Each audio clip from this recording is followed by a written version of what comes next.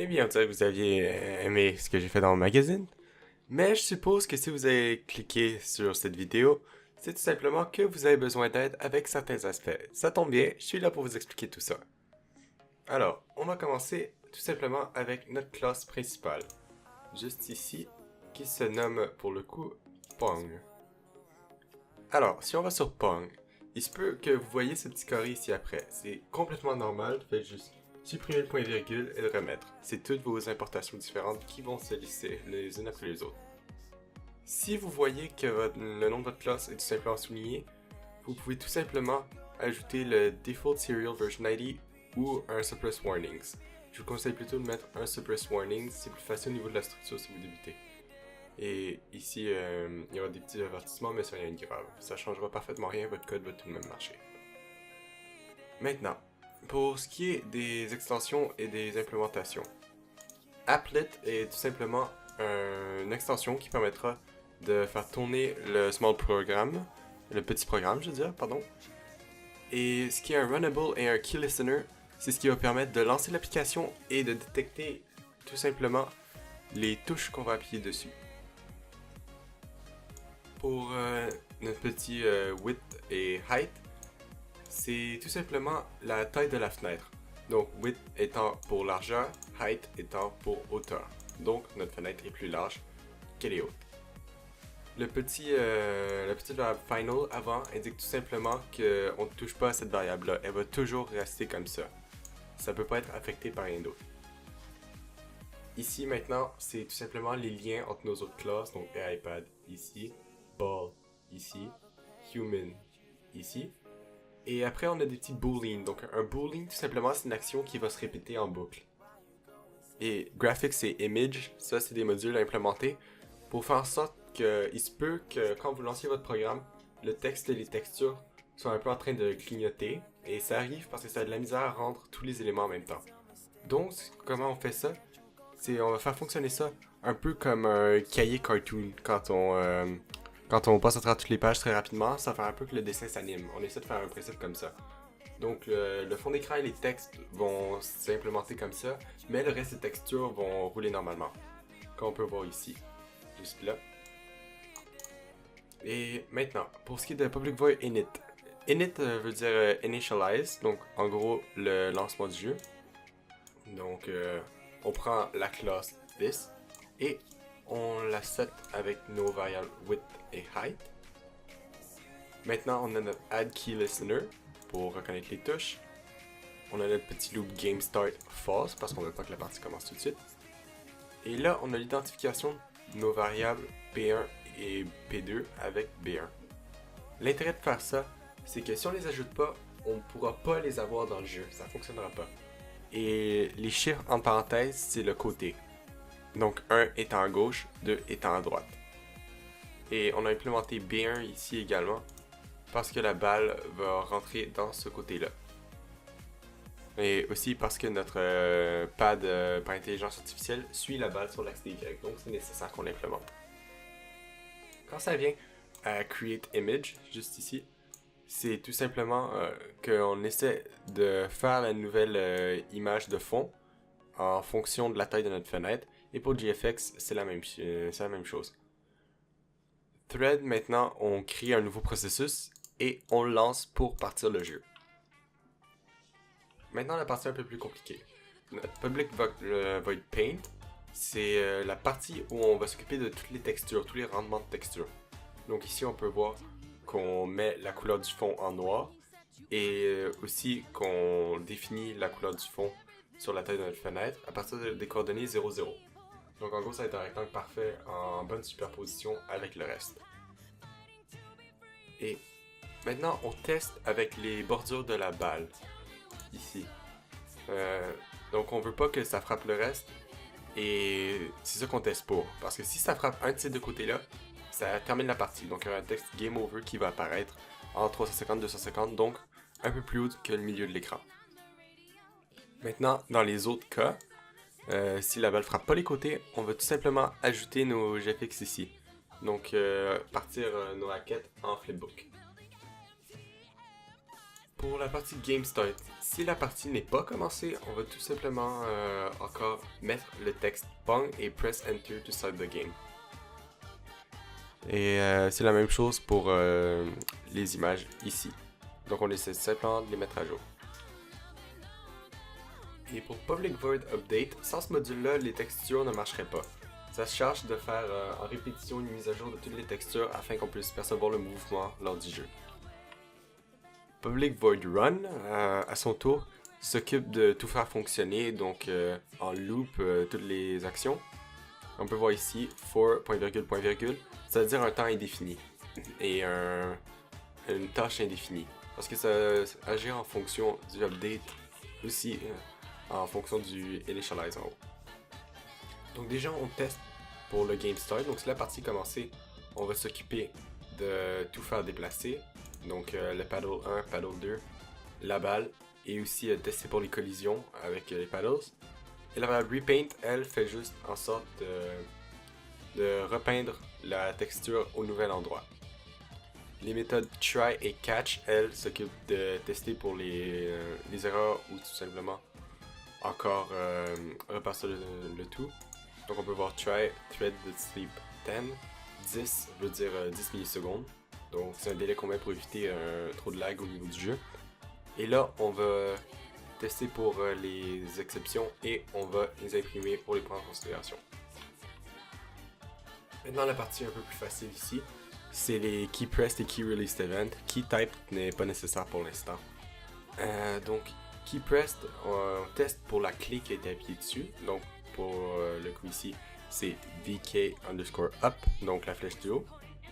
Et on teste ici pour si c'est celle-là qu'on appuie, on met l'accélération vers le haut en action. Mais si c'est VK down, on met l'accélération vers le bas. Et si c'est VK enter, donc enter, on part la game. Et pour key release, c'est la même chose. Ici. Donc, oups, je viens d'avoir une petite erreur ici. On remplace ça ici par false, parce qu'on veut pas que ça accélère. Donc, on arrête l'accélération. Et c'est la même chose pour down SL ici. Bon, on a fini avec la classe principale. Maintenant, on va bouger vers la classe pads, plutôt l'interface pads. Donc une interface, ça sert tout simplement à définir des variables ici, qu'on va utiliser dans les autres classes. Donc ici, on a notre public void draw pour dessiner, public void move pour le mouvement, et public int getY, donc le Y de la balle ici, et du human qu'on va servir dans les deux. Maintenant, notre classe human va se servir va utiliser tous les facteurs reliés au joueur. Donc on a nos variables de vélocité Y et de Y, nos actions d'accélération, notre facteur de gravité et aussi notre integer ou tout simplement notre numéro par rapport au joueur et à son X. Donc maintenant il faut faire un call qu'on appelle un call à la classe. Donc ici après public doit être le même nom que la classe juste ici. Et il faut aussi implémenter votre classe contenant votre interface comprenant vos pads ici.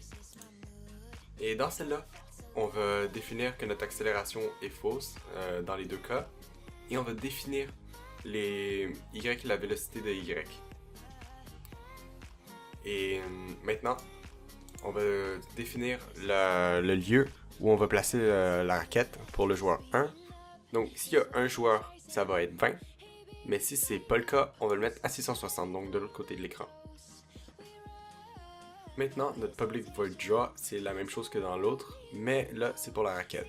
Donc là, on met le fill rect et on prend la valeur de Y et du X et on les met en 20-80, donc 80 pixels de haut et 20 pixels de large. Public void move, maintenant, on va définir nos accélérations. Donc si c'est up axel, la vélocité Y va être en dessous ou égal à 2. Et si c'est down axel, ça va être plus ou égal à 2. Si maintenant on n'a aucune accélération, une vélocité Y va être multipliée par la valeur de notre gravité, qui est pour le fait 0.94, soit environ la gravité terrestre pour un côté réaliste.